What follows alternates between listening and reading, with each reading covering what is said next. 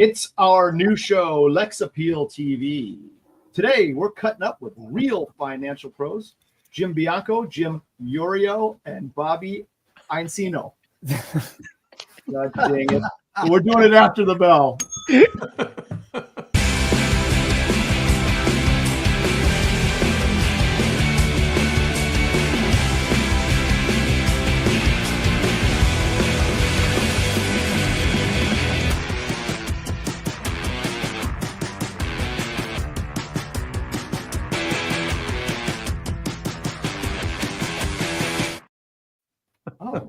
And you did that on purpose. It just stops, just like that. Listen, if I gave a crap about that, I'd be a really angry person. I mean, I am an angry person, but not about that. Yeah. That is spectacular. Thanks for coming on, everybody. And I forgot to introduce Molly, the lovely part of the host show. Hello. Hi, Molly. How are you? Sorry Hey, about guys. that. Thanks for coming on, guys. So this is going to be a deal about Jim, and Bobby, meaning we're going to just put a couple quarters in your backs and we're going to get you talking. Okay, because you guys have a lot to say. So Molly and I will riff back and forth. And then we'll probably cut it after when Bobby has to leave for the day or something like that. Right, Bob? Yeah, that works for me. Okay. All right, let's get going. Let's do intros first. I'll start with bottom right, Mr. Bianco. Will you go first? And just so I know everyone knows everybody, but let's just do it anyway. What the heck?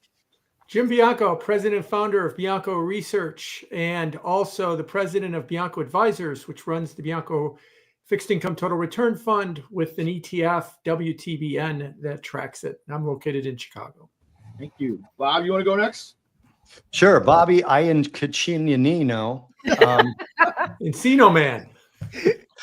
Bobby Iancino. I'm a co-founder of Pat Trading Partners, also founder of Kingston Financial Market Research. I am the co-host of The Trader's Edge with the guy on the upper right, Jimmy Iorio. Jimmy Iorio, but Jimmy Urio. It's Urio in America. If we were in Italy, which we are not, then we would say you guys are pronouncing it correctly, Iorio. But I'm Jim Urio. I am from TJM Institutional Services, co-host of The Trader's Edge and co-contributor to the Unfiltered Investor newsletter. And thank you for having me on. You are welcome. And I'm Lex, and that's Molly. Incidentally, Jim, you are a very close neighbor. Would you agree? I by the crow flies, I bet we're about 500 yards away from each other.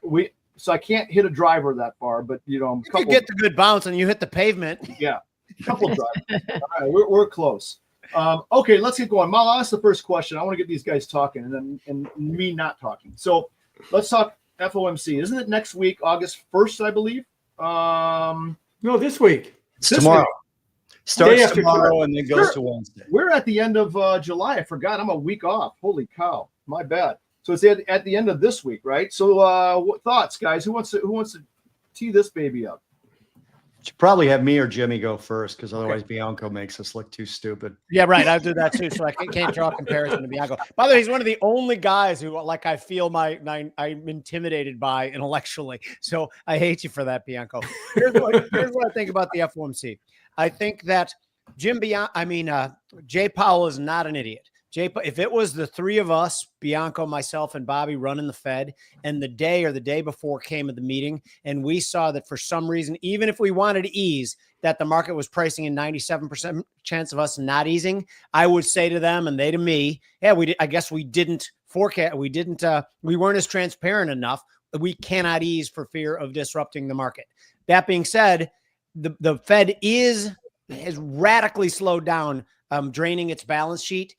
Only to $5 billion a month. It's kind of flatlining. To me, if the market wasn't fully expecting that, that's a little bit of a distant third cousin to an ease. So I think they're flipping into dovish mode, and I do think they'll ease in September because he feels it's above the neutral rate. How do you like it?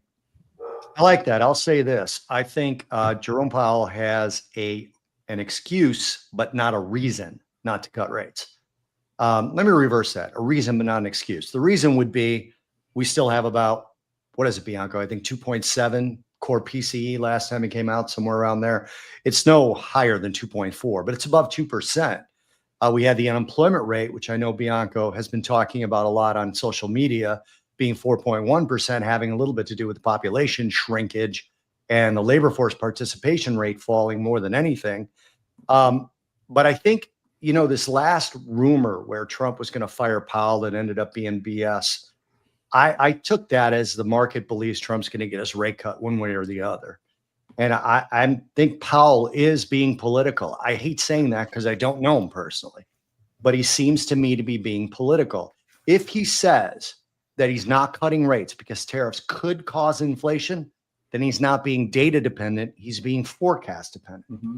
And I'm stealing that from Mike Singleton, but they should, in my opinion, at least consider it for this meeting. They're not going to, obviously. And I agree with Iurio that in September.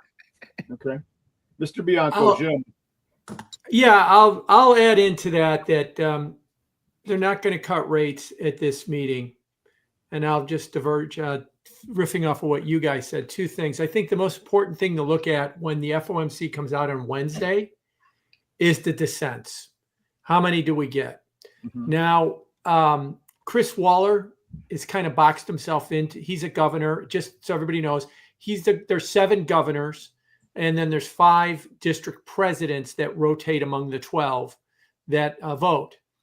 There's only been a handful, like 3 governors that have dissented in the last 30 years. Chris Waller actually being one of them, but it was on a non-monetary policy thing. It was about Honig QT. being the famous one. Right. And so he's probably going to dissent on Wednesday. A couple hours ago, when President Trump was in Scotland and he was asked about the Fed, he thinks that they should cut rates this week, is what he said. Now, they're not going to do that. Waller's going to dissent. If Waller doesn't dissent, I think he basically removes himself from any consideration of being Powell's successor. Next question is, does Michelle Bowman, who's another Fed governor, another Trump appointee, does she dissent? Do any of the presidents dissent? That's what we're going to start to see. And that's what really is going to be important, I think, out of this meeting, because they're not going to cut rates out of this meeting. We'll have to see. Finally, Bobby, I'll push back a little bit.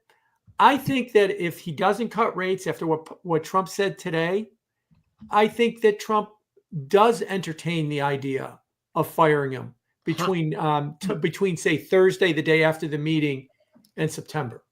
I don't know if he does do it, but I think that the probability is, you know, it's maybe not 50%, but it's not that much below it right now that he might still try and fire Powell. So I think that is still an open issue. Does that make us look like a banana republic? And are you describing a mutiny on the Fed? No, I'm actually not describing a mutiny on the Fed. I'm actually describing the way it should work. It doesn't work that way. When you are a Fed governor, you are appointed by the president and you are confirmed by the Senate to represent the American public, not to represent the Federal Reserve Chairman. Mm-hmm. And you should be voting independent of what the Federal Reserve Chairman does to make sure that it's a policy that you believe in. I think it's been one of the biggest mistakes that the Fed has had since Volcker started this in '86, that everybody has to agree with the Fed chairman. Oh, yeah, you get to go in his office and you get to argue impassionately your argument behind closed doors. And he'll put on his serious face and pretend like he cares what you say. Of course, I'm being sarcastic here. But I do think that this should be more like the Supreme Court. Does any president ever say, I don't like the way the Supreme Court's voting, so I want to remove Chief Justice, remove the Chief Justice? No. Chief Justice Roberts. No, they never say that because they know he's only one of 9 votes. If the Fed chairman was only one of 12 votes, none of this would be happening. It's happening now because the Federal Reserve Chairman decides what policy is.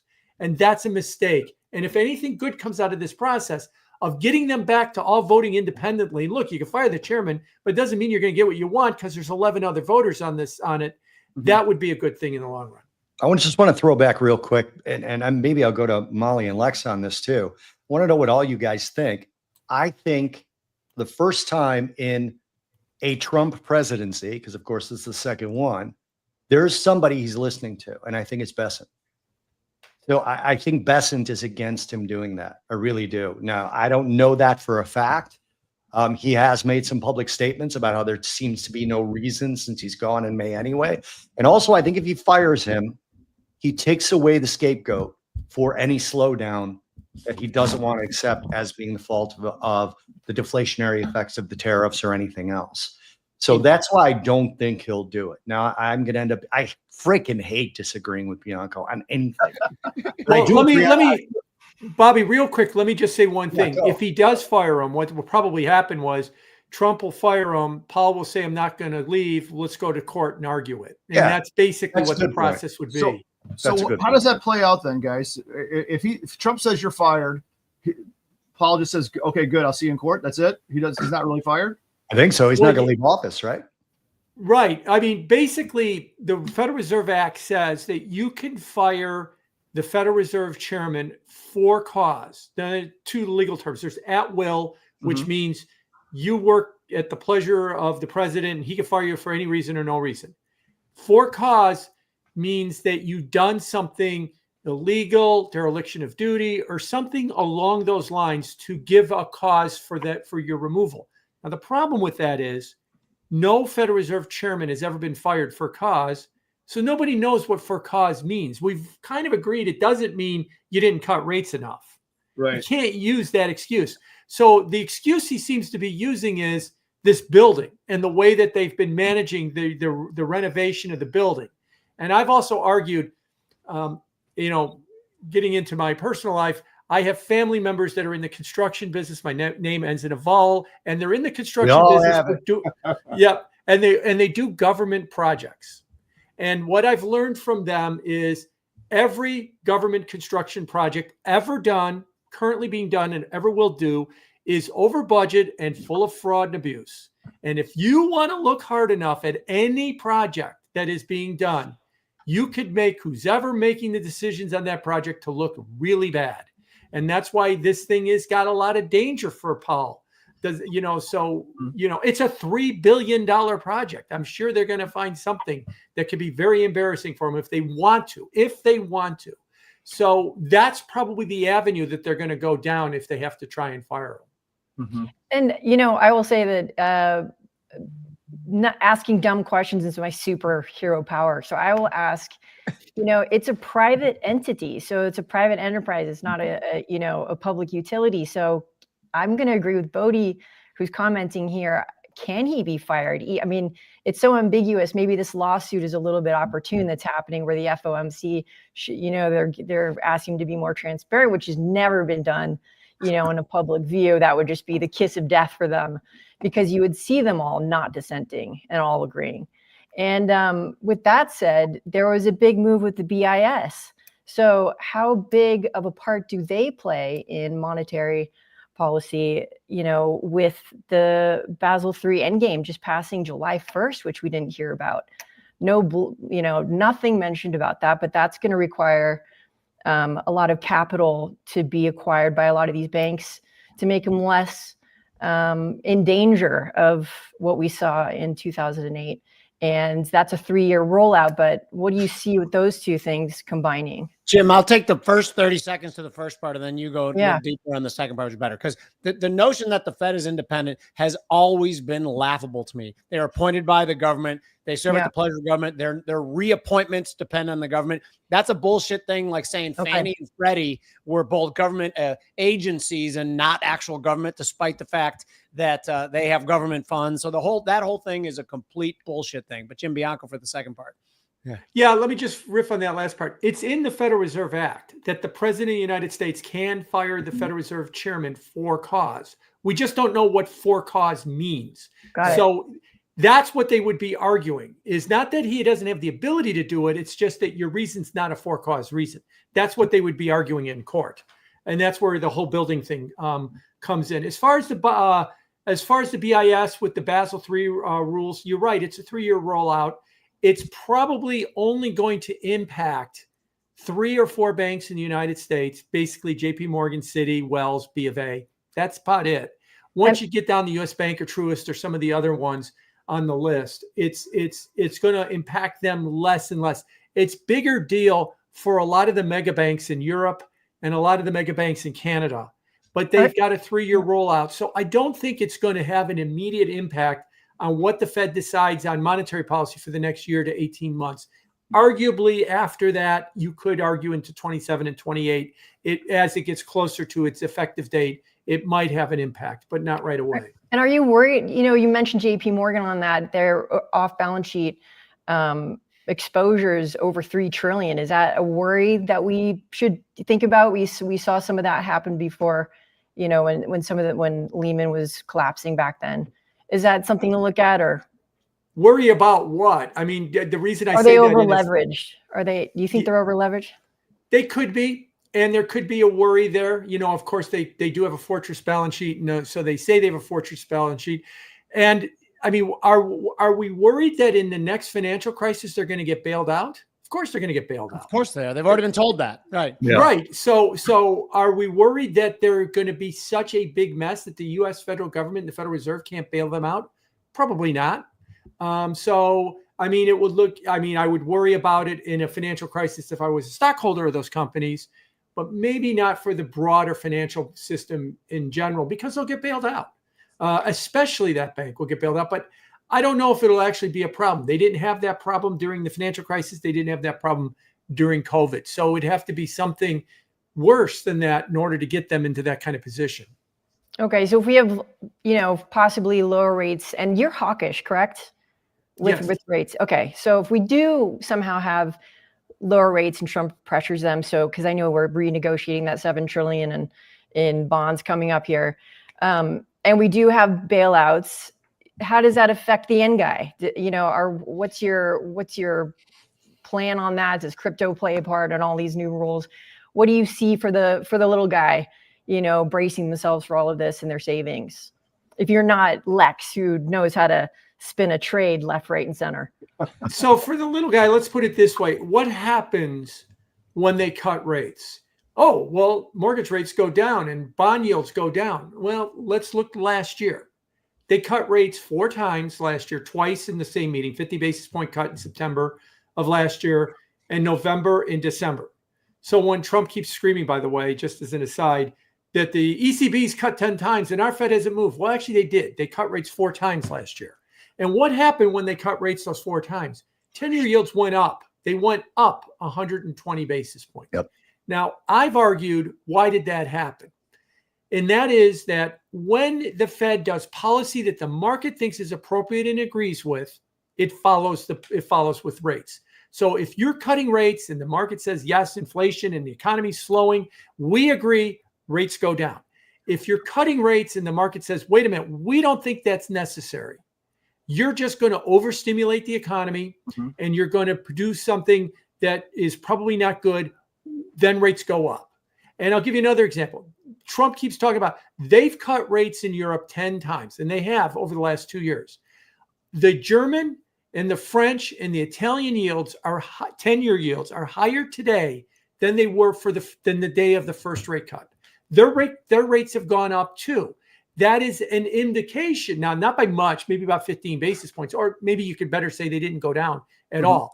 There was no relief on interest rates with those 10 cuts for the long guy, because that's what you want to care about if you're a little guy. You care about your mortgage, you care about your car interest loans, you care about your business loans if you have a business that needs lending. Those rates are not going down. That's what happens if they cut. What happens if they cut rates in September? Does the market think it's the right policy? If it does, then mortgage rates come down. If the market thinks it's the wrong policy or political policy, you're stimulating when we don't need it and rates go up. That's the thing we have to be careful of. But can I add to that real quick too? Go ahead, Because there was a time, Jim, this is not really a pushback, but I want to know your opinion on it. I believe it was the moment where the rumor came out that Trump was firing Powell that day or whatever. Short end rates predictably went lower. 10-year yields unpredictably went a little. No, I thought they initially on it, they ticked down a little bit. Am I wrong on this? For 2 minutes, and then they shot up higher until they shot higher. But the point I guess I'm trying to make is this doesn't seem like it's that difficult decision for the Fed. If they're starting to think he's a quarter, if 10-year yields go up, they've gotten the feedback that they needed and could hit the brakes, correct? Well, they could. You know, but that would also be a very bad precedent for the Fed. Okay, we cut a quarter, we blew up the bond market. Yeah, happy Trump, we did what you want. I don't think the public is going to be thrilled about that kind of. I have important breaking news to share with you guys too. Raul Duke tweets, "You would think that Jim Bianco of Bianco Research could afford a baseball cap custom fitted to his enormous head instead of that distracting cap hanging That's from just him." wrong. I think he means your smart head, your metaphorical head. That's just wrong. It's a Cubs head. You are wrong, Raul. That's an old school hat. That's a great hat, Jim. I Don't let agree. anyone It's tell a you great hat. anything else. I laughed. I'm sorry. Raul, I'll very take it off when they're stylish, not. that's I'll the take way. it off when they're not in first place. I love it. So do you guys ever watch anything? So it sounds like all you guys are in the same camp here. No change, right? This For- next for this meeting. meeting. For this next Yeah. one. Okay. Do you guys ever watch anything else besides the things you brought up relative to a tell? Do you ever look at the event space, for instance? Do you ever look at VIX? Do they tell a story here for someone who's on that side of the equation relative to what, you know, interest rates may do and, you know, the effect on the overall market? Is any of that popping on your radars once in a while or no? Let me say something completely different than what you asked, although it's Yep. related. It's related. I think, you know, we talk about replacing the Fed, a lot of us do anyway, with some sort of mechanical, just, you know, if X happens, then Y happens to rates. An The algorithm. last time the Fed cut, and I don't remember when it was. September. Yeah, inflation was 100 basis points higher. The unemployment rate was slightly higher, and GDP was estimated to be slightly lower. And then using the Atlanta Fed GDP. And when I look at it from that perspective, it's not that I think there's a screaming need for a rate cut. It's just, to me, it actually supports the people that say we can't have a mechanical option because there's nuance, right? And part of the nuance might be the US bond feedback loop, right? The 10-year feedback loop that we get. Mhm. So I always look at that and I think to myself, okay, if we're using what I would consider to be a semi-reliable mechanical function, it should be the unemployment rate, GDP, where the inflation level is. And I'm talking about using core PCE, not anything else. The Fed has cut in what seems like a hotter environment than this. And I could go into PMI figures, manufacturing PMIs, the regional PMIs are starting to look semi-weak if you combine them all together. So I see this as a reason, you know, when you're talking about a tell, Lex, the tell to me is really the data as to what they should be doing. But the fact of the matter is, it's not my job to talk about what they should be doing. I mean, I'm long stocks. I'm long all kinds of stocks, actually, more than I ever want to be. But I, of course, am the human embodiment of hating the bull market. I always hate the stocks I'm in, always. So I don't know if that answers your question or not. I try to look at it and say the data seems to point to the need for a rate cut. Although I don't have a whole lot of conviction when I say they should cut rates. I don't have a whole lot of conviction in that. What do you guys think about the Warren Buffett indicator? Guys ever heard of that? Is that the one earnings yield? No, that's how he values stock. Market cap to GDP. Yeah, Exactly. So Right. in like .com, 200% or something like that, right? yeah, exactly. So .com bubble was 140 to 150, global financial crisis, 2008, 100 to 110. Recent levels, it's at 190 to 212, which means you're playing with fire and there's a huge market correction, which is what you're saying, Lex, is like, what are some metrics that are showing, should we be careful? In which case, Lex, what would you do is how would you prepare your portfolio and what kind of moves would you make to just hedge that? I think I'm like Bob. I'm always long. When I was a trader, a professional trader, I was always short. So from 87, when the stock market crashed, I was short deltas until 2010. How'd I do? You were good. Did good. Yeah, I did great. Right, exactly. It's illogical, but it's a different game. So, Right. This is an investing game, whereas what I did was a trading game. So, we don't know which way the market's going at all. We just buy and sell bids and offers all day long. Yeah, but they're giving away options. If you're someone who has a difficult time sleeping because your long portfolio is up to your eyeballs, there's ways to hedge that, which I am not fully hedged, but I'm somewhat hedged. Every time we've had big up days, I've done it. You asked before what tells, and I'm going to bounce this to Bianco because one of them is a direct thieving from him. So Okay. I have M2 money supply growth, which I know is somewhat obfuscated by tariff related inventory shit like that. I have the Fed's balance sheet up, and I have credit spreads up. And I look at those things for tells as to things that are changing quickly, not M2 money supply as much. Now, another thing that's happening this week that I'm going to bounce to Bianco because I stole this 100% from him is the refunding announcement, which I think is going to be interesting because I don't know if they want to sell their $9 trillion of debt at any duration outside of 5 years. Jim?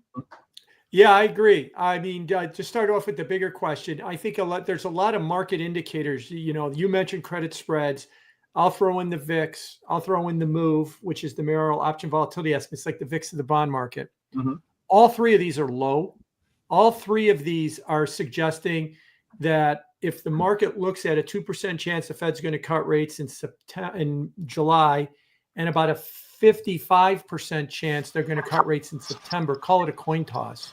Mm-hmm. It's cool with that. It's cool with that right now. It's not pining for any kind of a rate cut. Now, to your larger point about the refunding announcement, we got the first half of the refunding announcement about an hour ago. The Treasury says that they need to raise $1.01 trillion of new money this quarter. A little bit more than was expected, but Wow. not a lot more than was expected. But the bigger announcement, because this comes in two parts, is going to be Wednesday morning. How are you going to raise that $1.01 trillion of new money? What mix of bills, notes, bonds, tips, Treasury inflation protected securities are you going to issue to get to that level? Now, a month ago, President Trump was on an interview with Maria Bartiromo and said that he doesn't think they should be issuing any more 10-year notes or long bonds, and that you should only issue bills. And then we'll get rid of Powell. We'll get my guy in there. He'll cut rates to 1%. And then we can refinance all of that down at 1% and save hundreds of billions of dollars on interest costs, is what he said.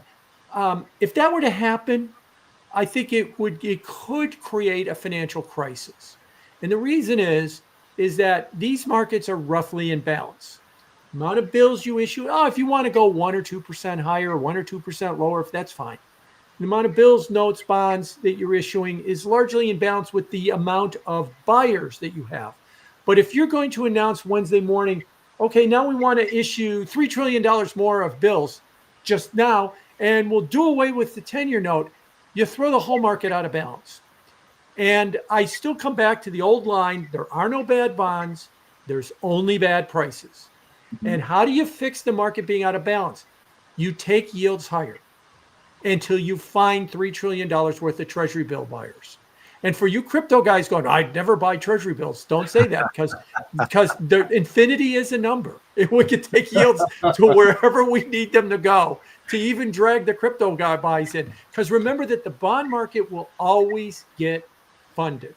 It is the destroyer of worlds. If it has to, it will destroy everything else and suck all the money into it. It's a black hole in order to get funded.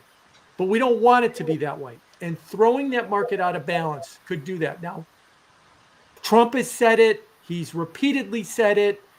Bessent knows, I would argue, he knows what I just said. No, we can't do that. It would be a disaster if we did that. So hopefully this will just go down as Trump says a lot of things. And, we'll get some kind of minor tweak at the margin and the market won't be at any kind of a mess. But that's coming Wednesday morning. And then Wednesday afternoon is going to be the Fed announcement. So it's going to be, and we're going to get GDP on Wednesday too. So it's going to be an interesting day. And Apple and Amazon. And but that's at the close when we're exhausted already. That's right. All right, let's change a little bit. Ready for a little shiftaroo? Let's go to the tariffs. I was playing golf over the weekend, and someone brought it up who's not in the markets at all, and asked about the tariffs. So this person's comment was, is it political theater on Trump's behalf? Does he really mean this stuff? 200% tariffs, 100%, whatever he's talking about. What's your feelings on this one? Is he just trying to negotiate, or is it something else? Or anything in between? Bianco first, because then I'm just going to say whatever he says. I don't know. I have an opinion. Trump has been tariff man for decades. He has been thinking this for a long, long time. and he put all those tariffs on. The markets got a little bit yippy. He backed off the tariffs, and then we ran to new all-time highs. And yesterday we got the EU agreement where, I'll use some technical language here. I guess Trump pantsed the EU in the way that he put that deal together, that all of their products coming to us gets a 15% tariff, but all our products going to them gets a 0 tariff right now. Mm-hmm. He's serious about tariffs, and he's looking at the all-time high in the stock market, and he's thinking to himself, man, I should have done 30%. I shouldn't have done 15. Market loves this stuff. So I think he's dead serious about tariffs, and he's talking about a tariff rebate to people because he's going to bring in so much money. He's talked about eliminating the IRS, the Internal Revenue Service, going to the External Revenue Service. I understand out of the deal, you're supposed to say like you mean it, but I think he really means it, that he thinks the tariffs are a legitimate tool and intends to continue to go with it. But it sounds like you don't, Jim, even at a relatively low level, after people were tariffing us for 30 years, you're saying it's a disastrous policy, or you're saying it can be fine if worked correctly? No, I'm a free trader. I would prefer that. What if these countries aren't allowing us to free trade with them? Well, then that's a different story. But I would, if you want to use it if he wanted to use it as a carrot, I'm going to tariff the hell out of you unless we all go to 0. I think that would be the better way to go about doing it. But 0 tariffs, that is both ways. Yeah. But instead, he's using tariffs in a different direction altogether.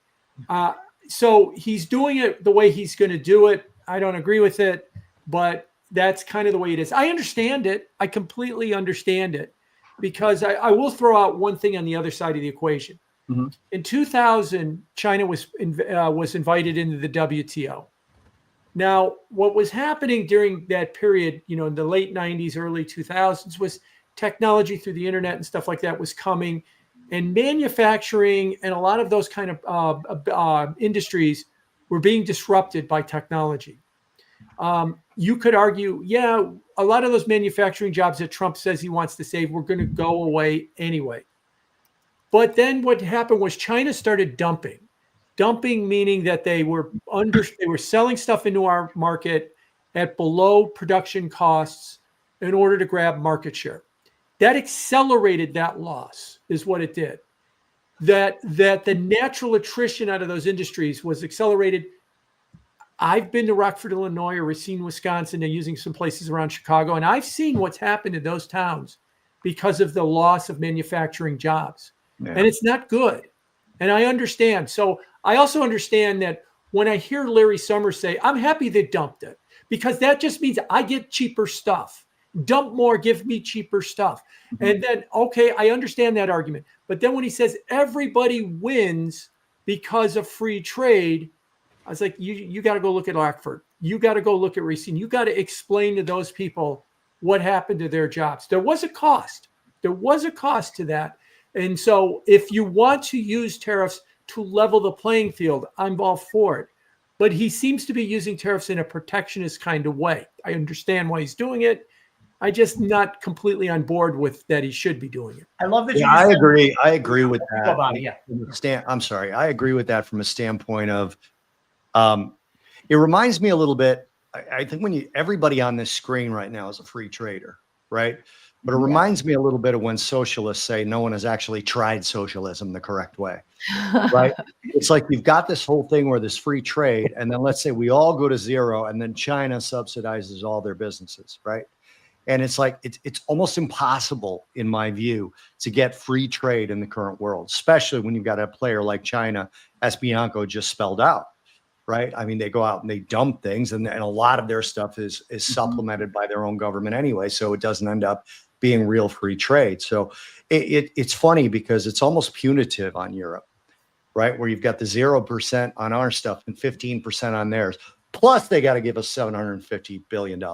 It's something an Italian can really appreciate, right? It's like punishment plus big, right? And you really appreciate that particular deal. But I do want to add something that Jim Bianco said, because he said Trump is using this as just policy going forward. I think there's an element to it of punishing them for past sins. I think what you said about losing manufacturing, and I think what Jim's saying, and to put a finer point on it, we were always going to lose the manufacturing to China, but it should have taken 40 years instead of 15 years. And when you do it so with such rapidity, it's disruptive to markets and to social systems and to towns.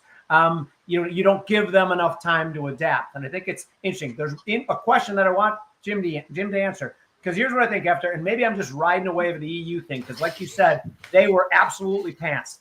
And I think that we can be all against tariffs theoretically and in principle, and I certainly am. However, there still could be a time where if used properly and gently, they could achieve the goals that Trump wants to achieve. And I'd like, the metaphor would be, I hate corporatism. And I hate when governments pick out certain sectors and throw money at them. I think they're just buying companies.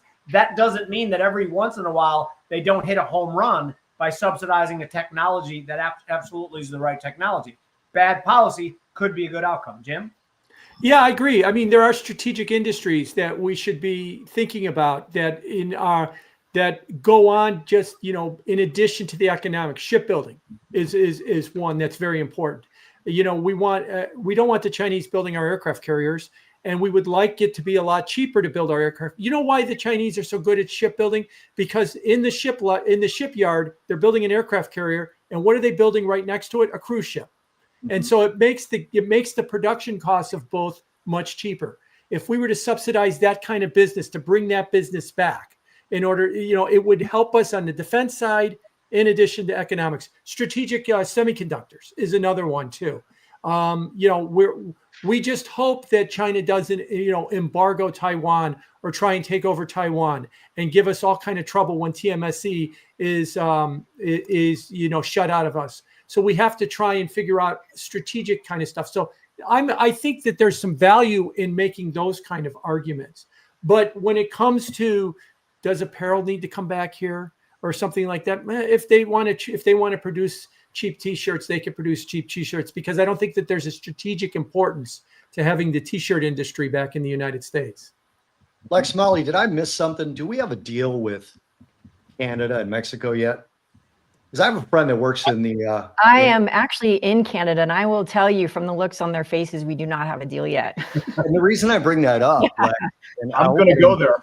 Something else we wanted to talk about is I have a friend who works in manufacturing with a company related to Ford. They're owned by Ford. I guess he wouldn't care. And he was really pissed off about the Japan deal, because he said it's hard enough already competing with them. And he told me about the multiple times that things go, you guys all know this, things go to Mexico, get built, brought back over here, shipped up to Canada to get tweaked, walked back here in order to assemble a car here. And those things, I guess, currently are being tariffed in and out, in and out, in and out. And now we've got a clean deal with Japan. So I'm curious if that bothers anybody. I haven't thought about it, Bob. Me neither, Bob. I'll be honest, I haven't either. I am the smartest one in the room. I think the main thing. Counterpoint. I'm not smart. Molly? I think Taiwan is, one of the biggest things that we should probably keep our eye on is AI. So we have that big, massive plant being built in Texas to power it all. And I think it's called Stargate. And so Taiwan right now is the main producer of AI chips. And so China has their eye on them. So that's a really big, really important thing to watch, because AI is here. It's not going anywhere. It will, we talk about the future of the Fed and how crypto is going to come into this, but then you have AI, and once that's the software, and once that hardware of quantum computers come on, that cryptography that protects, let's say, Bitcoin becomes really endangered. So those are, most wars are fought after land and resources, but that is probably, talk about the end game, that's probably the end game. So I think it's really important to keep our eye on that and make sure, we make it palatable for them to come build those chips in the US. Tariffs, do I think it's sort of a necessity? I am in Canada and I see the real impacts across the border of what, call them boots on the ground here. I can see what's happening to the people here. But I do know that, China's surplus matches our deficit. And so it does need to be addressed. And I know he's probably modeling it after McKinley, but I think there's purpose to it. I think it does because in the shuffle of things, as things get thrown up and reestablished, I do see it as a negotiating power. I'd be curious to see, you know, Trump has often said that he wants a weaker dollar because you make more. He loves a stronger dollar, but a weaker dollar makes more money. I think he was quoted to say that three days ago. What do you think about that, Jim? And what do you think his next moves are going to be, and how will that affect us? Oh, he said that 3 days ago. In fact, he went as far to say is, I don't think I'm allowed to say it, but then he went on to describe all the virtues of a weaker dollar. Is basically what he wound up doing. Because a weaker dollar gets him what he wants, right? It makes all of the products that we import cheaper, so then you could slap your tariff on it, and then the final consumer price isn't as high.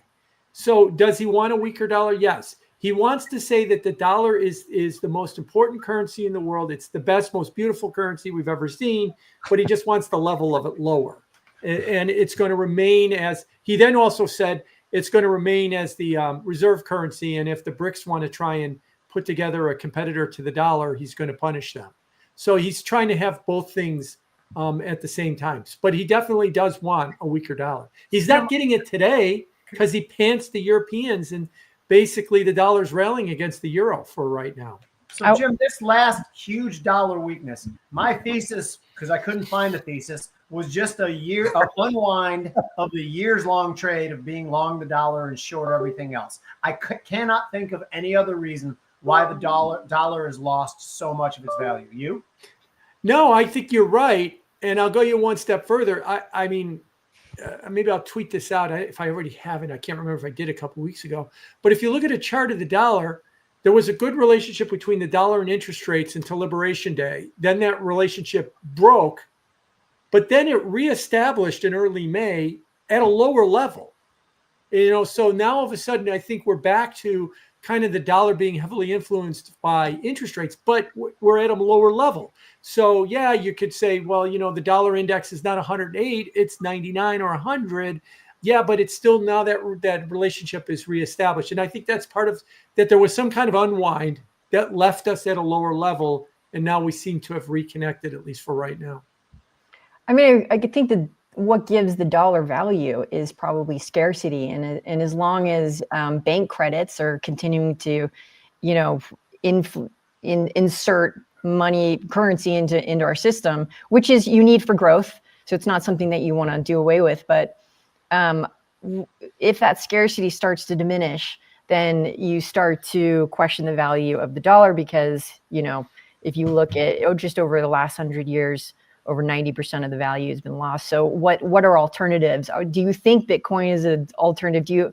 I don't see central bank digital coin CBDCs as being, you know, something palatable to the people, because it's just there. It's, you know, if I buy the wrong book on Amazon, they just shut my accounts down. I'm not crazy about that. I'm more of a sovereign human being. So what do you think on where that's headed? And, you know, there's such a bank change. This is such an incredible time of our lives with Enbridge and Swift systems and XRP happening, and how international money transfers are.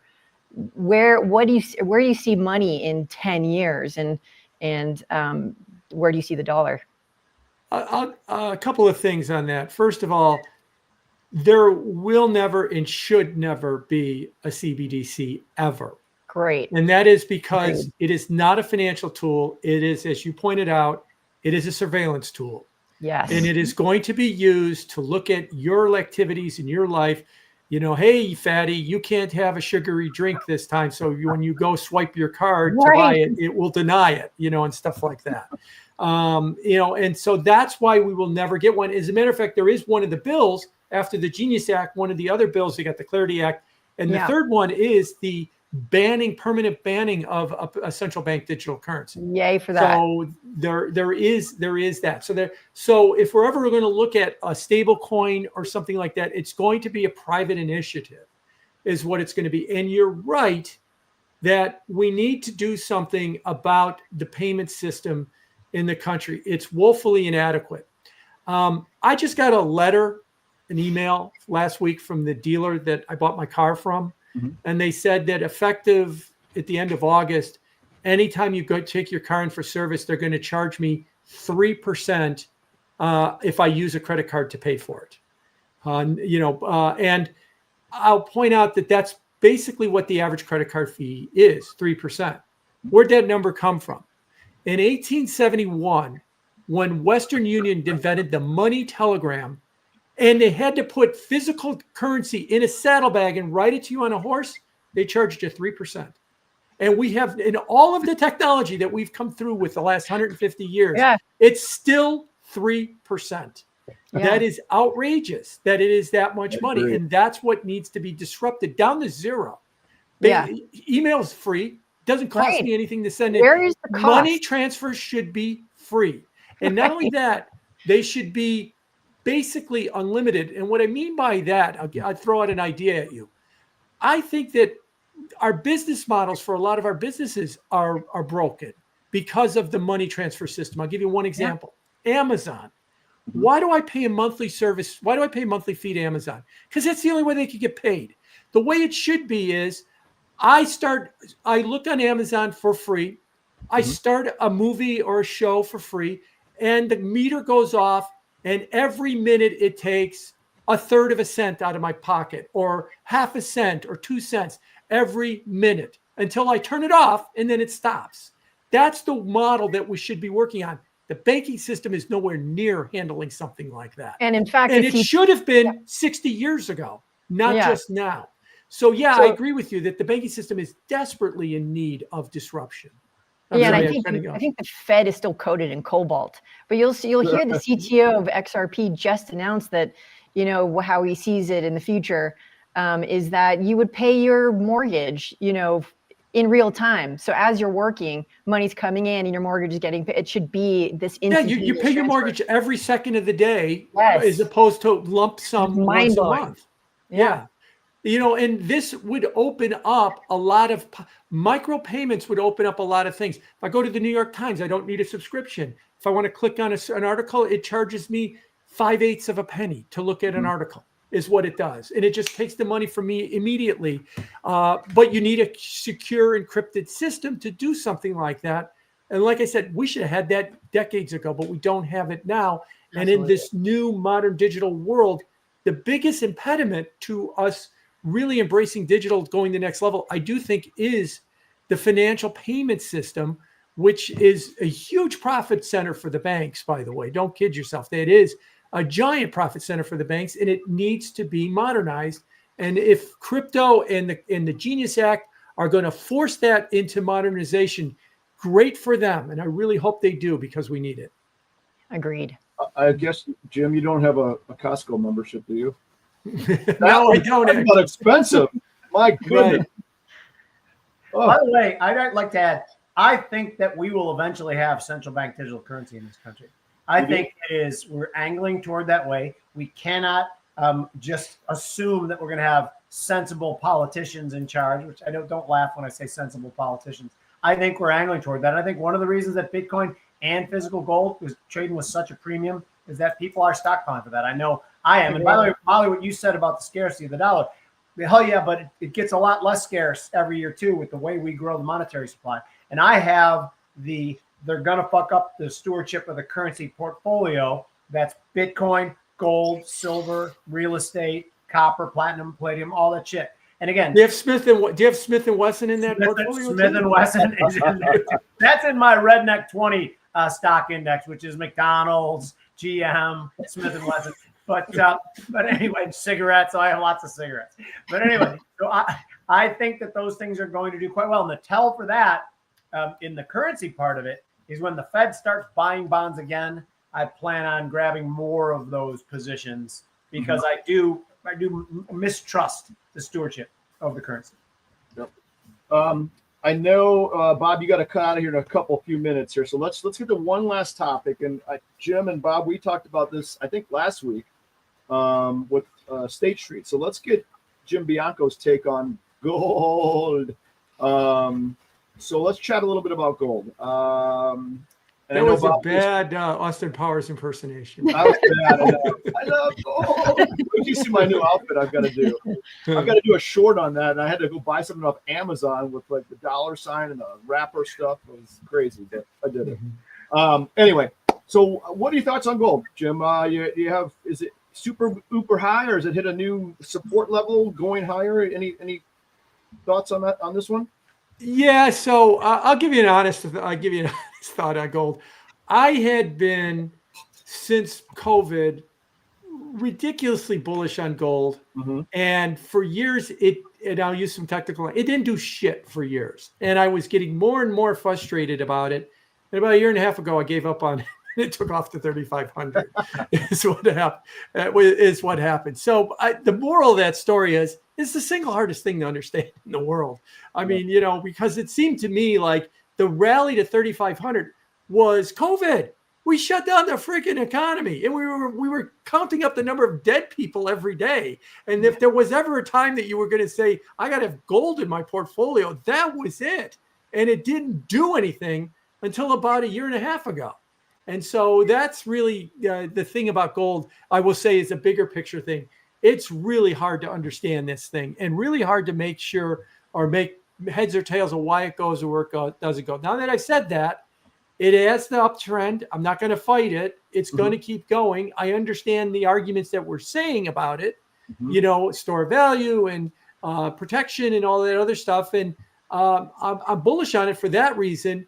But I got to be honest with you, as far as giving you a more technical reason for it, I was all over it in 2020, and I wasn't doing anything with it except just sitting there aggravated because it wasn't going anywhere, and then gave up on it. So, do you think I'm outsized long gold for a couple of reasons? I started buying it during the financial crisis, the physical portion of it. One of the reasons I accelerated. You mean 08? You mean 08? Yeah, exactly. I started buying it in 07. Yeah. And but I've been very upfront about that. I've been accused of being a gold bug for many years. The reason I've accelerated those purchases over the last few years, in 2016, 64% of the world's reserves were held in the dollar and U.S. Treasuries. Things started happening. We started making less and less friends around the world. That started to move in the other direction. Now it's at 57%. Doesn't sound like much, but that's significant if all these countries are stockpiling gold. The thing with Russia did not help. And I'm talking about freezing them out of the SWIFT payment system, freezing all their dollar-denominated assets. That accelerated gold purchases around the world. So then I have to ask myself, is anything that's going on right now making all the countries that don't like us very much like us more? And the answer to that, I think, is a resounding no. The one thing that stands in the way of that is if Trump really can bully these countries who are talking about joining some sort of BRIC currency, if he can really bully them, that might unwind the trade. As a matter of fact, for the readers of The Unfiltered Investor, I know a lot of you people who are watching are, that one of my points over the weekend was that I put on a lot of gold hedges because I think it has run quite a bit, and it's kind of at a put up or shut up moment. And technically, we can go over that in a different show because I don't have my charts in front of me, but that's my thesis. You've got the big gold collar on, don't you? Oh, you should see, man. I got gold everywhere. Actually, I only got this. Bobby and I are two different kinds of Dagos, and I think Bianco goes more towards me. There are some Italians who like gold everything and chains and shit. I never was that way, and I don't know why. Bianco, I don't think, is that way either, right? I don't have a pinky ring, if you're asking me. I actually, oddly enough, my father left me his pinky ring when he passed away. And I asked my wife the other day if I could start wearing it. She said, are you going to take this as an offense to your father if I say no? I'm like, of course not. She says, fuck no. Of course, she's a white girl, similar to Molly, and Lex is I'm going to agree with her. I'm going to agree with her, Bobby. No, listen, the gold story to me, I bought my first gold coin in 1986. The initial minting of the gold eagle was 1986. I bought my first one because of what Jim just described me as, because I thought it's gold. How bad could it be, right? Worst case scenario, I can melt it into a Cuban link chain or bracelet and wear it on myself, right? And it struck me over the years, especially when you have economies the size of China and India that still value gold as jewelry. And there's a couple people in here. Agitator is one of them. Agitator put up in the comments that CBDC is what would kill the corruption in our government intelligence agencies. I think the opposite of that. I think it would encourage the corruption in our government intelligence agencies because they'd be the one controlling it. Yep, absolutely. You think there's anything out there that the government controls that we see clearly through? Gold is one of the anti-government things to me, is holding gold. And to what Jimmy Iorio said, especially after what happened to the Canadian truck drivers, I started buying more gold then. And I don't think I will ever not own gold. the vast majority of the gold that we own, and it is a large number, is within reach of me sitting here right now. What about your Smith and Wesson? That I could show it to you. No, I cleaned it. It's a Kimber Micro 9 Eclipse, and I cleaned it yesterday, so I don't have it in here like I normally do. I've got that One of thing my on early- the desk, the holster under the desk here, or I can just pull it out. One of my Gold early key- mentors used to tell me that the best investment was a gold-plated handgun. I love that. That sounds very double That's brilliant. And listen, there's also some currency, or there's some crypto people in the comments right now, and I don't disagree with the whole Ethereum and is our way out and all of that.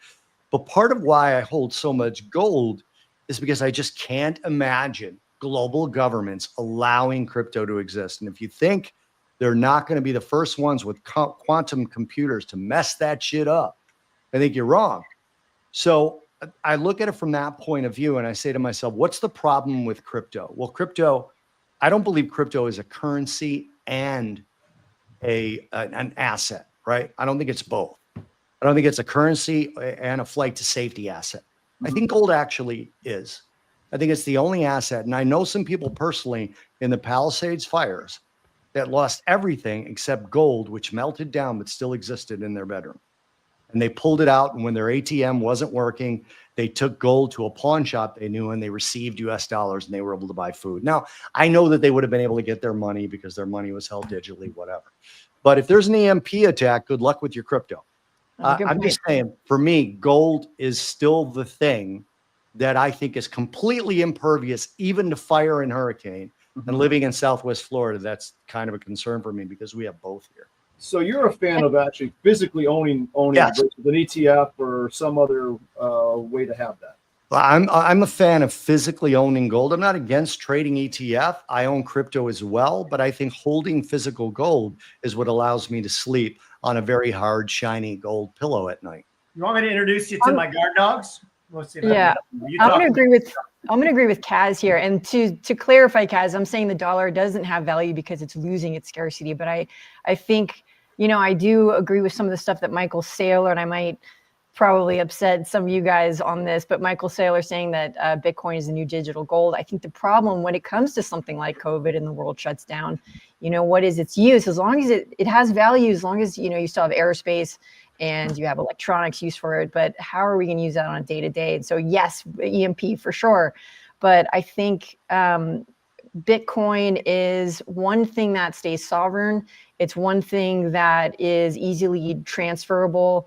It's cross-border. I mean, there's so many things that are really amazing about it. And it's 21 trillion. There is scarcity there.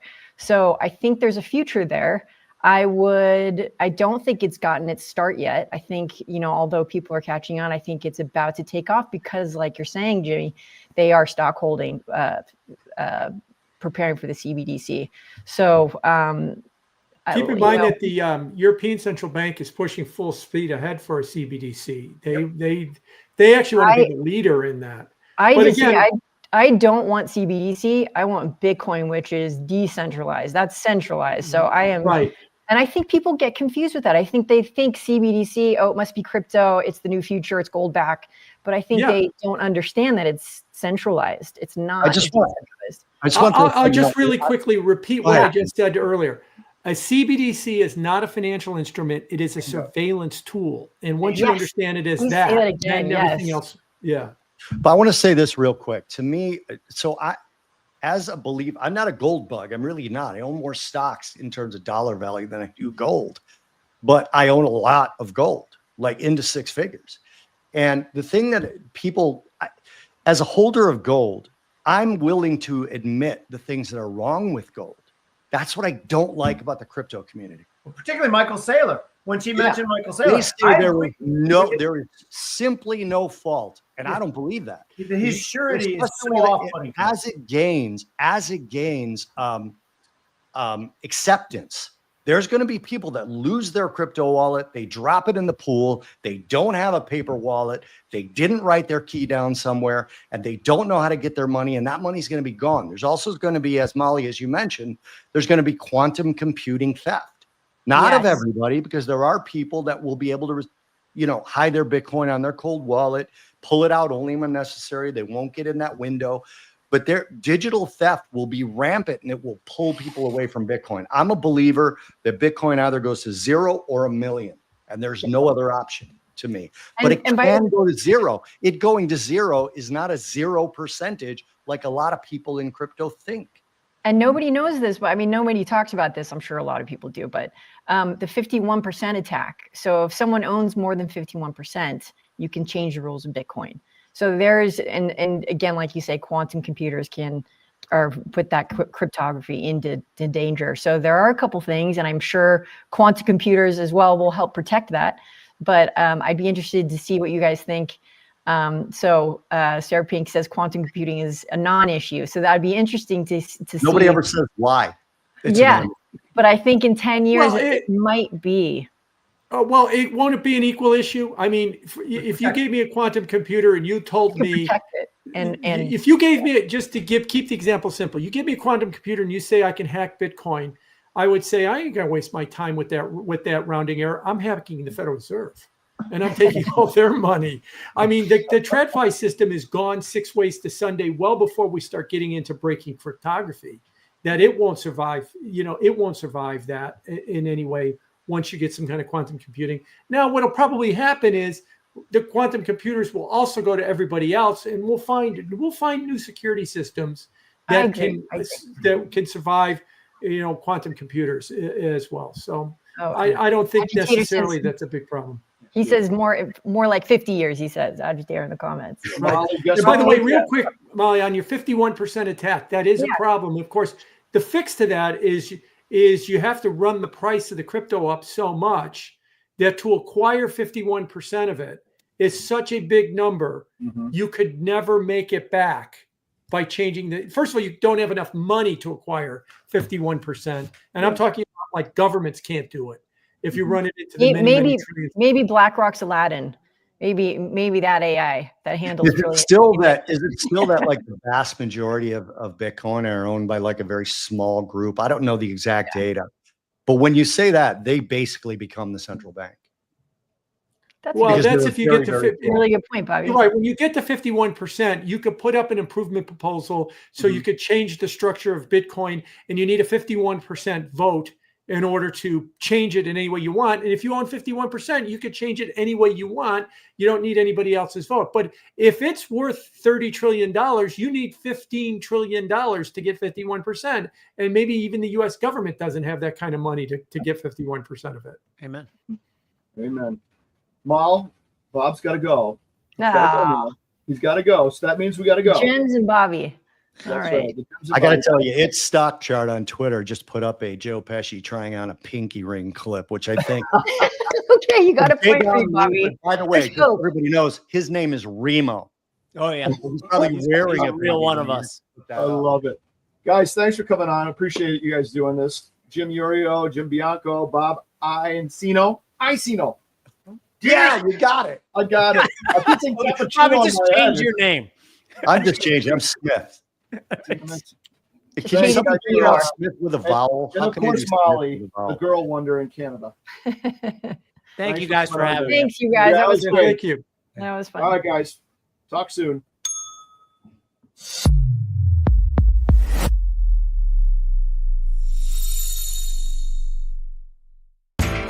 You know how the financial world goes. Here comes the buzzkill. Please make sure to take some time to read this boring disclaimer. We will owe you one.